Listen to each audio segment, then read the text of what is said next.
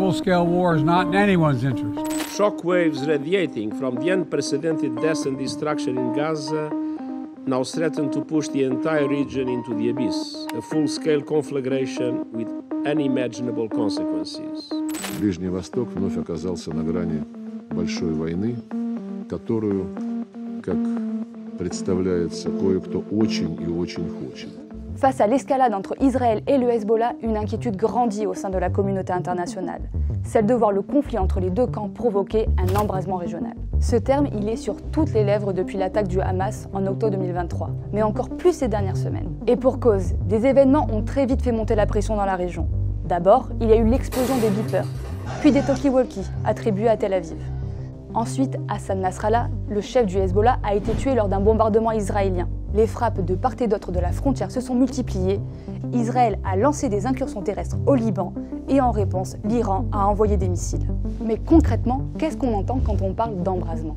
Quand on parle d'embrasement spécifique au Moyen-Orient, on parle d'un embrasement de très haut niveau. Ça veut dire une guerre régionale qui amène plusieurs acteurs étatiques à rentrer en jeu. Ce qu'on avait connu sur la guerre des 6 jours, ce qu'on a connu sur la guerre du Kippour, donc là où on avait vraiment l'Égypte, la Syrie, etc. Tel Aviv est épaulé par les États-Unis et Téhéran peut compter sur plusieurs organisations non étatiques.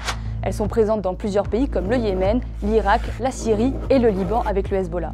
Le pire cas de figure serait alors que tous ces acteurs entrent en conflit en même temps. Les récentes frappes sur Israël font craindre cette possibilité. Après, l'Iran avait déjà envoyé des missiles en avril dernier et Israël n'avait pas riposté.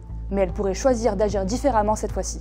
Toujours est-il qu'on n'est pas dans une situation de guerre ouverte, pas encore de guerre déclarée. On en reste cantonné soit à des frappes ciblées, soit à des actions du côté israélien contre des groupes non étatiques. Mais pour autant, est-ce que cette nouvelle escalade nous rapproche de cet échéance dramatique ? La crainte principale, c'est soit le dérapage, donc à un moment, une réponse ou l'action d'un des acteurs passe un seuil qui nécessite une réponse massive, ou alors tout simplement un engrenage et donc une machine qui, de strate contrôlée en strate contrôlée, finit par augmenter le seuil de tension suffisamment pour qu'on arrive sur un embrasement et donc une guerre ouverte.